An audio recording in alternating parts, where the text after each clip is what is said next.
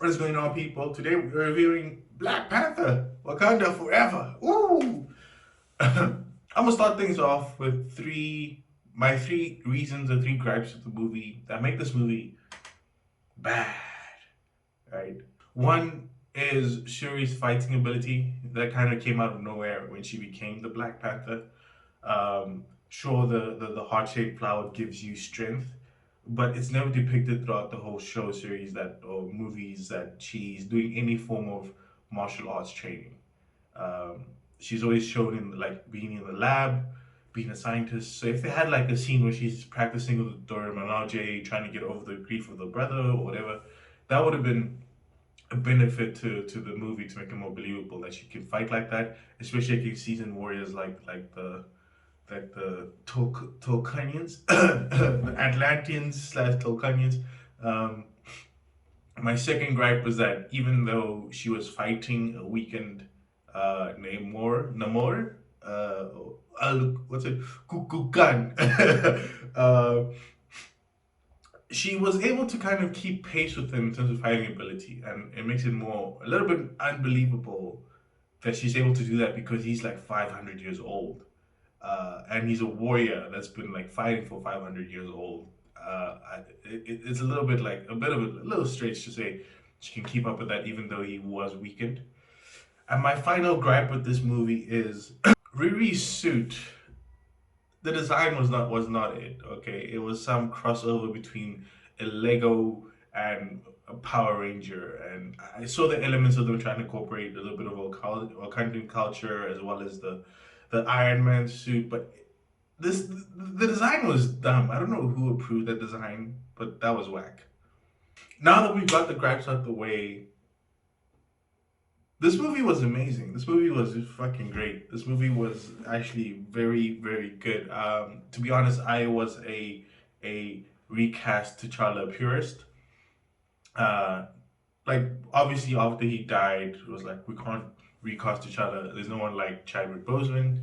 But as someone who's read some of the comics and followed some of the stories, you know how much of a pivotal role T'Challa plays in like, the universes, right? He is a symbol not only as a black person for black people, but as a just in terms of a scientific mind in the Marvel universe, right? He's even part of the Illuminati, which is a collection of some of the smartest people in the world with Reed Richards. So I feel like not having him there is a very big missed opportunity, especially because there's a lot that can be done if you're introducing the Fantastic Four. So I do have a solution for that. Would be just have a 616 T'Challa come through, a non 616 T'Challa come through, um, and he's from a Wakanda that got destroyed by Thanos or the Talcanians, Atlanteans, whoever. I think would be dope. But that was my thought process coming to the movie. But watching the movie, I was pleasantly surprised to actually be rooting for Shuri. Actually, wanted to become the Black Panther that she is. I was surprised by how well the story was created.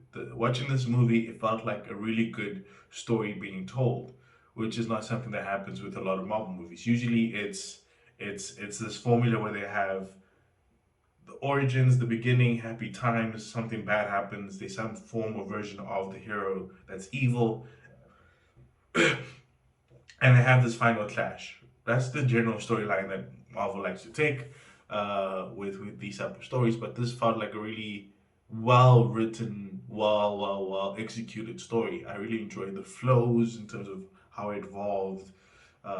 It felt really. Not once was I in the movie thinking this movie is a bit too long, or this movie is a bit.